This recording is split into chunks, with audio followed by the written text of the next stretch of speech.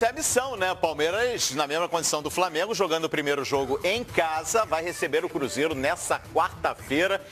Olha, PVC, claro que a gente falou aqui agora há pouco que o Corinthians pode, por que não, surpreender o Flamengo, mas eu vejo nessa semifinal, nesse confronto, um equilíbrio muito maior. Um equilíbrio muito maior, com aquele tabu que a gente já falou aqui também, quem avança acaba conquistando o título da Copa do Brasil. São dois copeiros e nesse desenho, e aliás a gente vai mostrar isso daqui a pouquinho, também perfil dos técnicos, dois caras que sabem todos os caminhos para alcançar essa conquista, hein? O Filipão é o maior vencedor de Copa do Brasil com 4 conquistas, Criciúma 91, Grêmio 94, Palmeiras 98, Palmeiras 2012. O Mano ganhou a Copa do Brasil em 2009 pelo Corinthians e ganhou em 2017 pelo Cruzeiro. Tem história, tem conhecimento, entende o mata-mata, entende que o jogo não se resolve na ida. Você pode fazer um 3-0 e dificultar a vida do adversário, mas tem a noção de que já houve viradas assim. O próprio Mano Menezes fez 2-0 quando era técnico do Corinthians e tomou 4-1 do Atlético no segundo jogo. Acabamos de lembrar desse caso. Acho que tem um equilíbrio, sim, por essa cara de mata-mata dos dois treinadores, principalmente. Por outro lado, pega os últimos 10 jogos. Dos últimos 10 jogos, o Palmeiras ganhou 8. Dos últimos 10 jogos, o Cruzeiro ganhou 2. E o Cruzeiro tem que resolver isso aqui.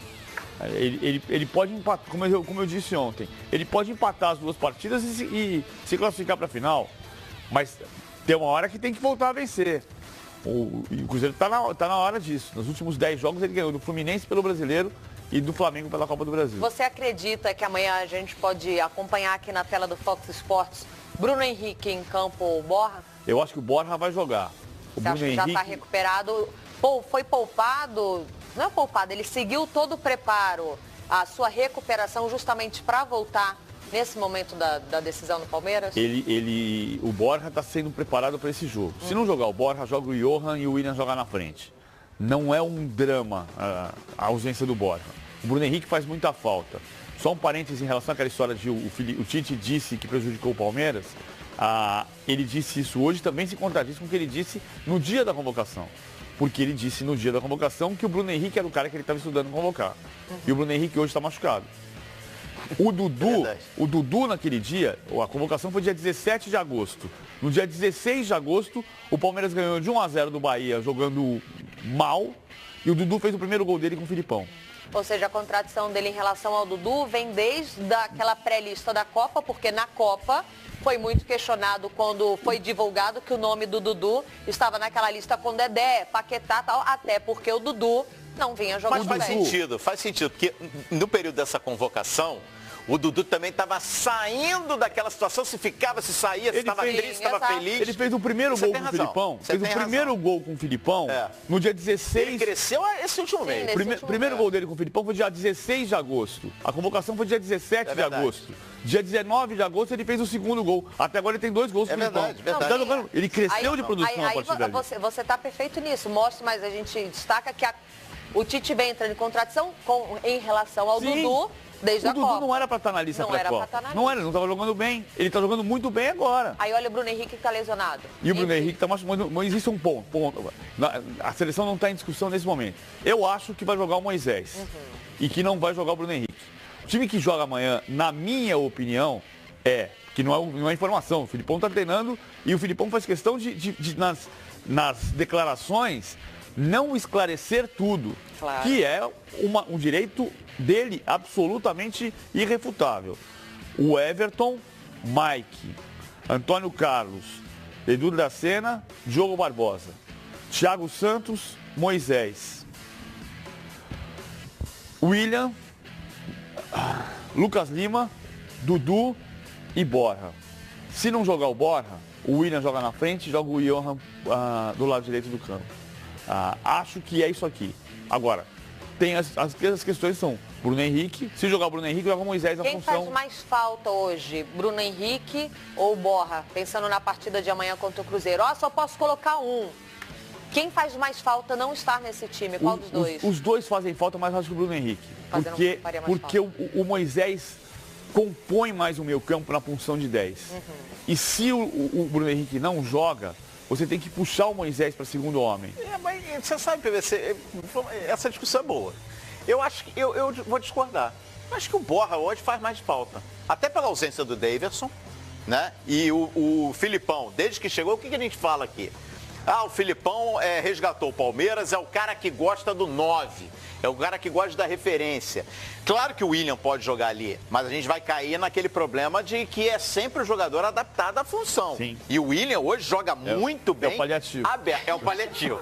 É o paliativo. Manda o paliativo embora do o estúdio. O Bruno Henrique, embora eu entenda que até a lesão ele vinha sendo o grande destaque do Palmeiras, o Thiago Santos é um cara que o Filipão gosta muito. Mas o Thiago é o reserva do Felipe Melo. Pois é, mas eu acho que o Felipe Melo, por exemplo, eu acho que não tem necessidade de você recuar o Moisés quando você tem no Felipe Melo qualidade para fazer a função do Bruno Henrique também. O Felipe Melo está suspenso. Ah, o Felipe Melo está suspenso. Esse é o problema. Apaga tudo que eu falei. Esse aqui. É o problema. Eu estava montando aqui Thiago Santos, Felipe Melo e aí, mas tá fora aí, Felipe Melo. Por isso que eu acho, assim. Então você tem razão. No fundo, o problema é que você tem que mexer em duas peças. Você tem que colocar o Lucas Lima no time, o Lucas Lima jogando bem, ninguém discute. Muda duas funções. Aí você tem que puxar o Moisés para trás. Porque no time das Copas, quem tá jogando... O Felipe Melo tá fora desse primeiro jogo. Tá fora desse jogo, não é só o Daverson. O Felipe Melo tá fora da Libertadores e da Copa do Brasil.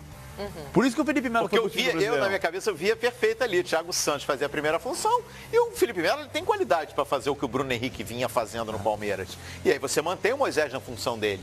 Agora, sem o centroavante, aí eu acho que você muda muito a característica de jogo do Palmeiras com o Filipão. Mas o Felipe Melo tem essa qualidade de fazer essa múltipla função no meio campo. Ele vai solucionar. Fora, aí é outro papo.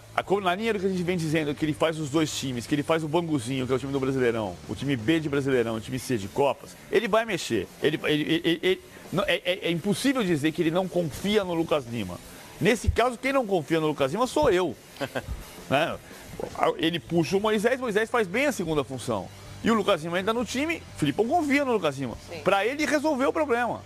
Agora, você mexe, você tira o Moisés de uma função que ele vem jogando como titular nessa equipe das Copas. Não tem um drama. O Cruzeiro tem a dúvida do De Arrascaeta. Se você for pensar, é mais grave. Nós não podemos afirmar que não se torna um problema para o Luiz Felipe Scolari ter tantos desfalques.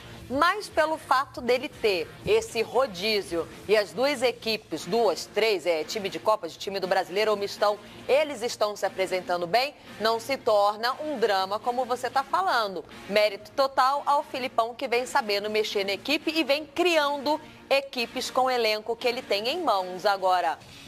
Eu tenho uma opinião, quero saber a tua aqui. Dos 4 times na semifinal, para mim, o visitante com mais potencial na condição de visitante é o Cruzeiro. O Palmeiras é um time que perde mais pontos e o histórico recente mostra isso. O Palmeiras perde ponto em casa, perde ponto no Allianz Parque. Ele pode empatar o jogo no Allianz Parque, por exemplo, e decidir no Mineirão. Por isso que eu digo, você está olhando o retrato atual de 8 vitórias do Palmeiras em 10 jogos contra 2 vitórias do Cruzeiro em 10 jogos, ele dá um cenário verdadeiro, mas não indica quem vai sair vencedor do confronto. Até porque as coisas estão mudando muito rápido. E não tem como, é muito diferente uma noite de mata-mata do que um campeonato brasileiro que você sabe que você tem o restante do campeonato, que você poupa, que você administra o perfil. Mata-mata você tem que ser quase que 100% perfeito nas 2 partidas se você quiser seguir. Agora, quem vai ser o homem-gol do Cruzeiro nesse time? Porque tem um baita elenco, tem diversas peças. Muitos atacantes. Ok que a arbitragem andou dando uma anulada em alguns gols que não deveria. O Marcos não precisava estar passando um jejum desse tamanho. Mas quem vai ser o cara para guardar essa bola, já que o Cruzeiro está com tanta dificuldade e não é de hoje? Thiago Neves. Thiago Neves? É o cara? Thiago Neves é o jogador que mais confiava nesse cenário.